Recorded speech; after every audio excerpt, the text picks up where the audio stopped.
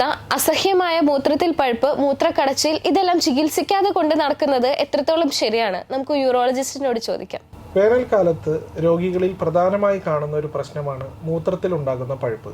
പലപ്പോഴും വെള്ളം കുടിക്കുന്നതിൻ്റെ അളവിൽ കുറവ്, നമ്മൾ മൂത്രം ഒഴിച്ചതിന് ശേഷം അത് കഴുകാതിരിക്കുക, മൂത്രം ഒഴിച്ചതിന് ശേഷം നമ്മുടെ ഹൈജീൻ കുറയുക, ഇവയെല്ലാം മൂത്രത്തിൽ പഴുപ്പുണ്ടാക്കാനുള്ള സാധ്യതകൾ കൂട്ടുന്നു.